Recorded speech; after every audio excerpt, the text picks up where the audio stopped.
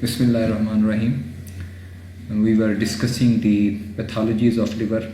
In the first two lectures, we have discussed about the trauma of the liver, and in the second lecture, we have already discussed about the neoplastic lesions. And today we will discuss about the portal hypertension, esophageal varices, and some points regarding the ascites. Although these are the medical conditions, I will try to cover these medical conditions and the surgical aspects of these medical conditions. And the objectives of today's lecture is to know about the portal hypertension.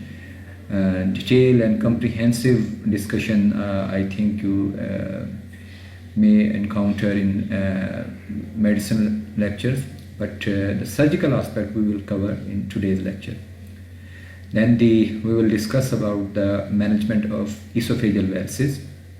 One thing about the esophageal varices, if we consider the surgical medical emergencies and the number of patients and the most important and the you can say in terms of active management जो कि आप लोगों ने during medicine की house job में, internship में, post graduation में जो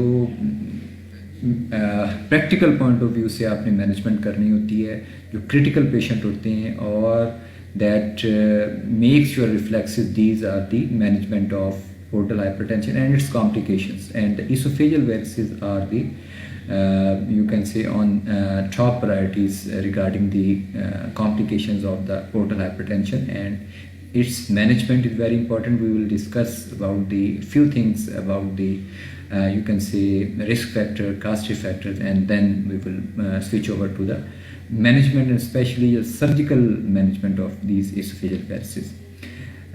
In last slide we will discuss about the ascites, the surgical aspects of ascites. This ascites is another you can say very important topic in medicine, and I hope that the medicine people have covered it or they will cover in the future. So portal hypertension, as the name indicates, it is portal hypertension. It's the elevation in the portal pressure. We have a systemic you can say venous system and portal venous system. So if there is a elevation in portal pressure, if the system that delivers blood to the liver, it has an increase in pressure, then we label it as a portal hypertension. A normal pressure in this portal system is 5 to 10 millimeter of mercury. And when this portal pressure is more than 5 millimeter of mercury and of the inferior vena cava or 15 millimeter of the splenic vein. Why this pressure is important? Because this pressure will result in portal hypertension. So normally the pressure in the inferior vena cava and the portal vein is that is very much equal. So if there is more than 5 millimeter increased pressure in the inferior vena cava, then it can result in portal hypertension. Our systemic veins, some of the systemic veins, especially the veins of the lower limb, they contain the valves, and the purpose of this valve is to you can say prevent the backward flow. But this portal system does not contain any valves, so the backward pressure is not inhibited in this portal system. So what will happen when there will be a sustained pressure? So the end venules are the you can say the venules which are present in the surface areas, they are vulnerable for rupture. So this is the one of the serious complication. When there will be rupture, there will be hemorrhage, and when there is a hemorrhage in the lower esophagus, then there will be hematemesis. So this is the you can say sequel of the portal hypertension. Now the conditions in which the portal hypertension is present, it is in liver cirrhosis, patient with extrahepatic portal vein occlusion, intrahepatic veno-occlusive disease, and occlusion of the main hepatic veins. The example of this hepatic vein occlusion is thrombosis, is Budd-Chiari syndrome. So these are the conditions in which liver cirrhosis is you can say is a number one cause for the portal hypertension, and then the other causes I have already discussed.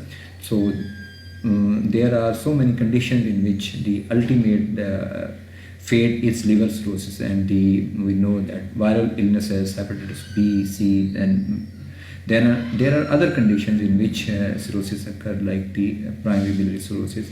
So the portal hypertension is important complication of this liver cirrhosis. Now the association and complications, we have already seen that it is present in the decompensated liver disease, and along with this condition of portal hypertension, esophageal varices, this is associated with the encephalopathy. Most of the time the complications, they are not you can say in a single form, they are more than one complication. Encephalopathy, when the patient is most of the time is drowsy, and there are the CNS effects of disease, then we label it as encephalopathy. So hepatic encephalopathy is part, sometimes it is associated with this portal hypertension. Ascites, again it is a part and parcel of the chronic liver disease and portal hypertension. And variceal bleeding, very important. The topic we are discussing is one of the complications of the portal hypertension.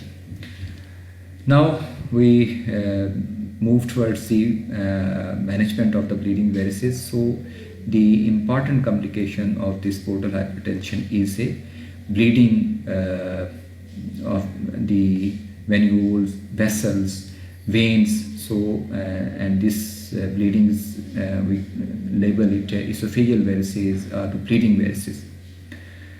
And this, if the veins are dilated in the lower limb, we label it as a varicose vein, and if they are dilated in the you can say testes, the varicocele is the terminology that is used, but for the any other side, commonly we use it as a varices. These are the tortuous dilatation of the esophageal vein, especially in the distal portion. This is a indirect part of the portal system. We know that the portal vein is made by the inferior mesenteric vein and the splenic vein, and these esophageal veins, they drain into the you can say the splenic vein, and whenever there is a portal pressure, so indirectly these veins will be dilated because they are present in the you can say surface area, so these are vulnerable for the rupture. Now the definition: a tortuous dilatation of an esophageal vein, especially in the distal portion, and it is present with acute onset of large volume hematemesis, the lower esophagus being the most common site for the variceal bleeding. The reason I have already discussed, and this is the part and parcel of general liver cirrhosis.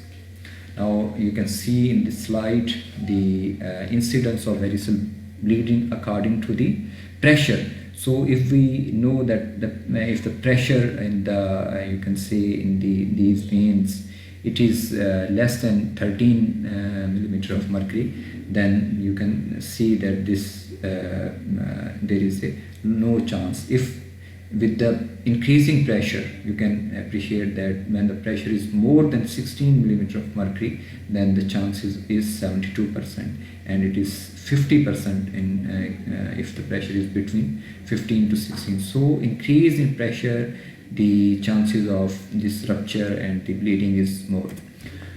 Now classification of the esophageal varices.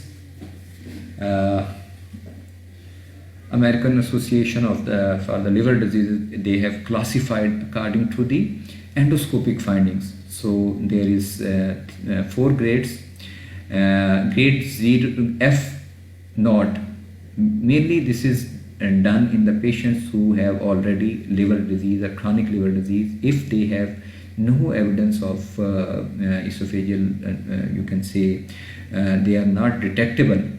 You can see in these diagrams that tiny veins are present in grade 1. If the mucosa is absolutely normal, then it is a grade 0. In grade 1, these are small vessel, and the caliber is and the pressure is less than 5 millimeter.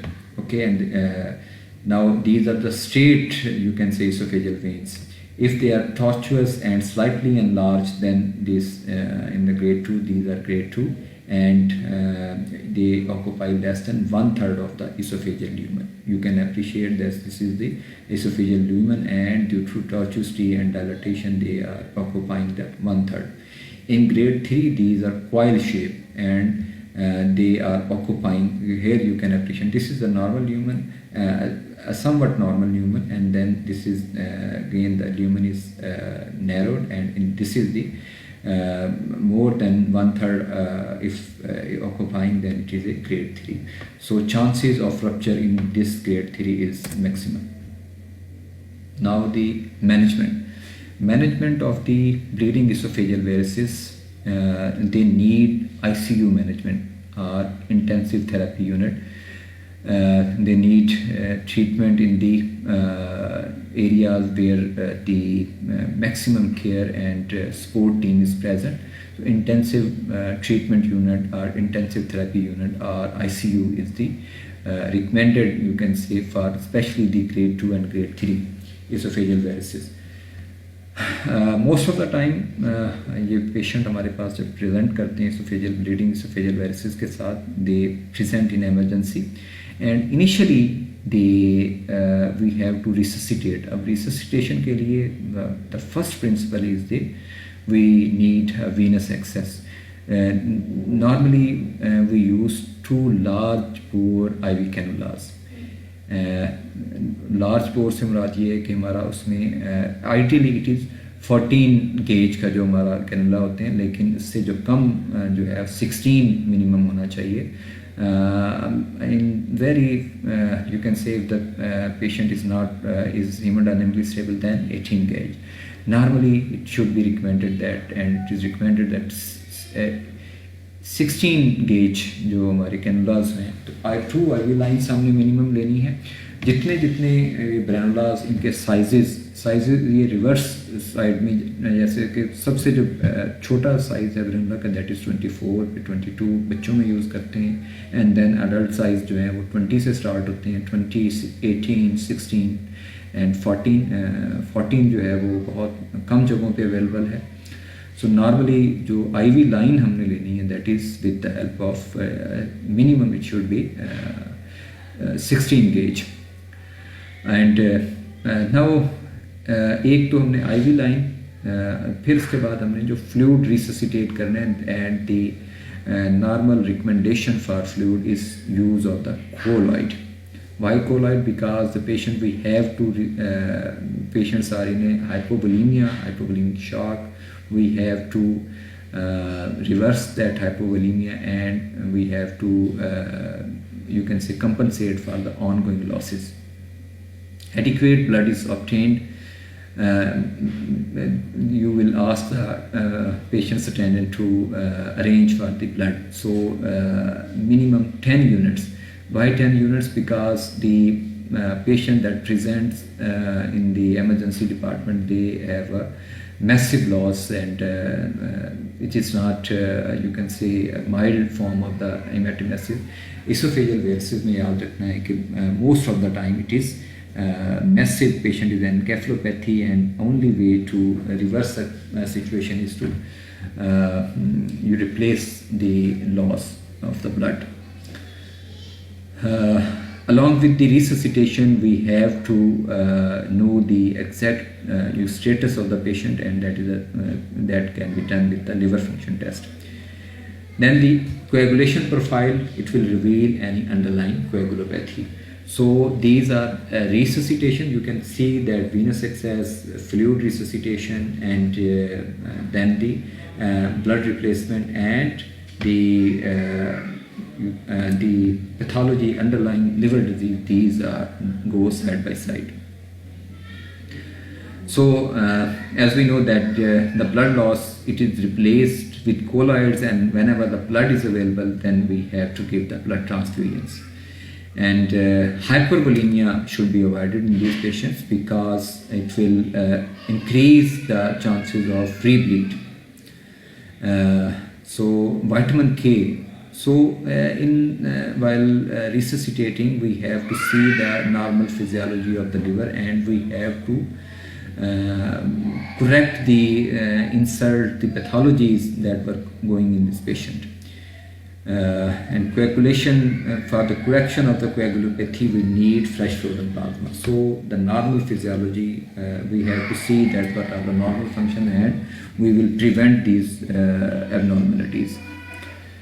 And associated thrombocytopenia is usually secondary to hypersplenism, and due to cirrhosis, and is treated, if it's treated, the platelet count falls below 50,000 से अगर कम हो तो फिर हमें उसके लिए platelet thrombocytopenia को either with the platelet concentrate, fresh frozen plasma, so more than one option. लेकिन अगर वो जो normal CBC में platelet count, it is less than 50,000. Now the role of prophylactic antibiotic is recommended. It is most of the time we can use the broad spectrum antibiotic. So IV line, then fluid resuscitation, then the physiology that is disturbed, we have to restore, blood transfusion should be given, vitamin K should be given. So